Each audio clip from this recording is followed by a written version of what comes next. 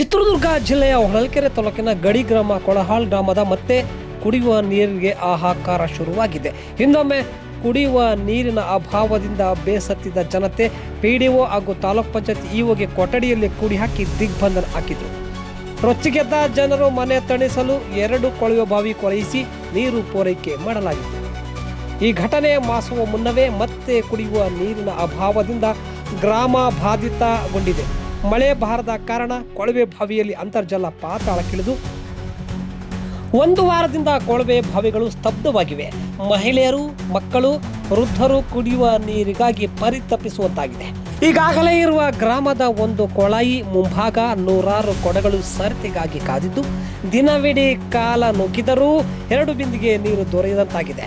ಜಮೀನುಗಳಿಂದ ಹೇಗೋ ನೀರು ತರೋಣವೆಂದು ಜನತೆ ಭಾವಿಸಿದರೂ ನೀರಿಲ್ಲದೆ ಅಡಿಕೆಯ ತೋಟಗಳು ಒಣಗುತ್ತಿದ್ದು, ಯಾರೊಬ್ಬರೂ ಒಂದು ಕೊಡ ನೀರು ಕೊಡುತ್ತಿಲ್ಲ. ದೂರದ ಗೋಪಾಲಪುರಕ್ಕೆ ಹೋಗಿ ನೀರು ತರಲು ಎಲ್ಲರೂ ಹಿಂದೇಟು ಹಾಕುತ್ತಿದ್ದಾರೆ.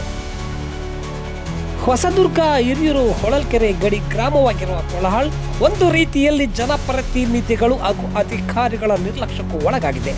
ಅನತಿ ದೂರದಲ್ಲಿ ವಾಣಿ ವಿಲಾಸ ಸಾಗರ ಜಲಾಶಯವಿದ್ದರೂ ಕುಡಿಯುವ ನೀರಿಗೆ ಗ್ರಾಮಸ್ಥರು ತಾತ್ಸಾರ ಪಡುವಂಥದ್ದು ನಿಂತಿಲ್ಲ. ನೀರಿಲ್ಲದ ಕಾರಣಕ್ಕೆ ಶಾಲೆಯಲ್ಲಿ ಬಿಸಿಯೂಟ ಬಂದ್ ಆಗಿದೆ. ಮಕ್ಕಳಿಗೆ ಕುಡಿಯಲು ನೀರು ಸಿಗದಂತಹ ಪರಿಸ್ಥಿತಿ ಇದೆ. ಹಲವು ತಿಂಗಳಿಂದ ಶಾಲೆ ಮಕ್ಕಳಿಗೆ ನೀರು ಸಿಕ್ಕಿಲ್ಲವೆನ್ನುತ್ತಾರೆ ಇಲ್ಲಿನ ಗ್ರಾಮಸ್ಥರು. ಇನ್ನು ಚಿತ್ರದುರ್ಗ ಜಿಲ್ಲಾ ಉಸ್ತುವಾರಿ ಸಚಿವರಾಗಿರುವ ಟಿ ರಘುಮೂರ್ತಿಯವರು ಸಚಿವರಾಗುತ್ತಿದ್ದಂತೆ ಅಧಿಕಾರಿಗಳ ಸಭೆ ಕರೆದು ಬರವನ್ನು ಸಮರ್ಥವಾಗಿ ನಿಭಾಯಿಸಬೇಕು. ಯಾವ ಹಳ್ಳಿಗಳಿಗೂ ಕುಡಿಯುವ ನೀರಿನ ಬಾಧೆಯಿಂದ ನರಳುವಂತಾಗಬಾರದು. ಬಿಗಿ ನಿರ್ದೇಶನ ನೀಡಿದರೂ ಆದರೂ ಕೊಳಹಾಳ ಗ್ರಾಮಕ್ಕೆ ಈ ನಿರ್ದೇಶನ ಅನ್ವಯವಾದಂತೆ ಕಾಣುತ್ತಿಲ್ಲ. ಜಿಲ್ಲಾ ಪಂಚಾಯತಿ ಸಿಒ ಡಾಕ್ಟರ್ ಆಕಾಶ್ಗೆ ಕುಡಿಯುವ ನೀರಿನ ಅಭಾವ ಇದ್ದಂತಿದ್ದು ಗ್ರಾಮ ಹೊಳಲ್ಕೆರೆ ವಿಧಾನಸಭೆ ಕ್ಷೇತ್ರದಲ್ಲಿ ಇದೆ ಎಂಬ ಬಗ್ಗೆ ಅಷ್ಟಾಗಿ ಮಾಹಿತಿ ಇಲ್ಲದಂತಿಲ್ಲ.